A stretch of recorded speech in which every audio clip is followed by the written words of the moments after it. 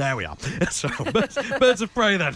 Yes, okay. Shall I take us on to a lighter note for you here? Okay, so, Birds of Prey, what we got? Birds of Prey. Well, I want to say the title because this, for me, is the longest title that I've heard in a while. Can you do it from memory?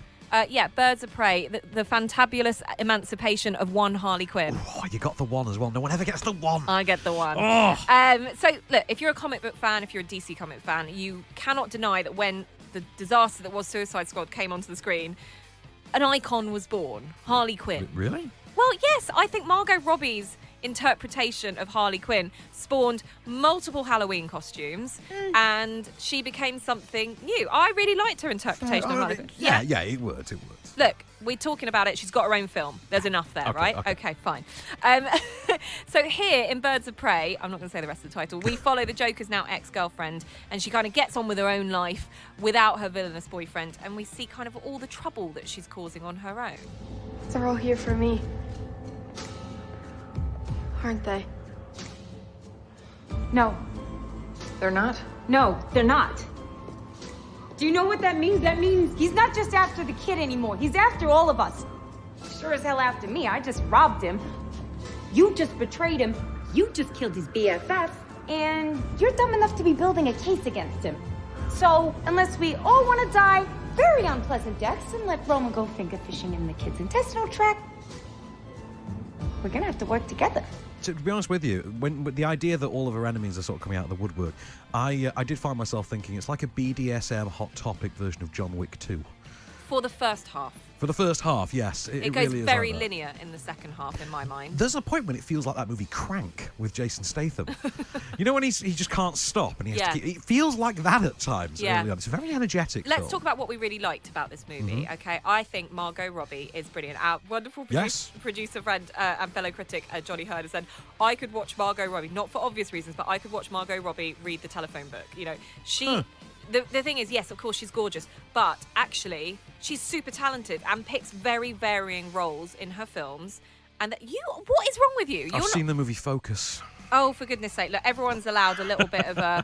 Everyone's allowed a little bit of a. A wobble, we'll say. Yes, a wobble. Yes, a wobble. And there are things that I think she does really well, and I think, like a chameleon, she can change. I think in the future we'll see her taken a few statues, things like that. You know, she's obviously going on the nominations run at the moment. She's nominated, isn't she, for... It's Bombshell. It's for Bombshell and, well, for the BAFTA, she was also nominated for Once Upon a Time, controversially. Anyway, in this, I think what she's done is bring the whole DC extended universe.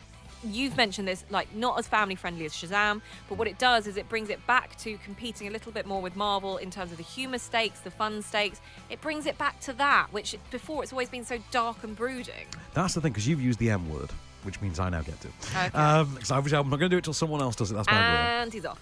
No, actually, I do think what it owes a debt to, more than anything, is the very first Deadpool movie. Yes, Specifically 100%. in the exact way that it's constructed, which is to centre around one specific action beat and keep circling back to it. In this case, it's a police station assault. Yep. Whereas obviously in the first Deadpool, it's the freeway assault. Yep. And the way it circles back to that, the way that it breaks the fourth wall, the meta-commentary it runs, even that the way they utilise the central performance from Margot Robbie and the physicality and the visceral violence of it, I think owes a debt to Deadpool. And I don't say that in a disparaging way. Do you know what Deadpool does really well? It's consistent with all of that. What I think Very Birds true. of Prey lacks is it almost like cuts in the middle dead, and then it just turns into a different film. And I think that's a massive shame, because all of those elements, the rewind elements, Yes. you know, the flashbacks within flashbacks, all of that stuff really works for me alongside the cast.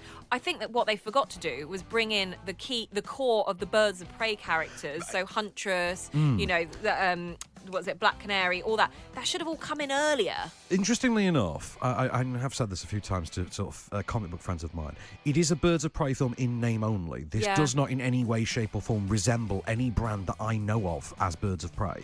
And also, for someone like me, who is not a big comic book fan, who doesn't know all that, I would never have known that is... It's a girl superhero team. Yeah, had no idea, right? And still didn't really until that very last line of the movie where they're kind of introduced as that. Exactly, yeah. Yeah, and I think that's a shame. But what's interesting about our conversation today is you know a lot about the DC universe and all this kind of stuff. I don't necessarily.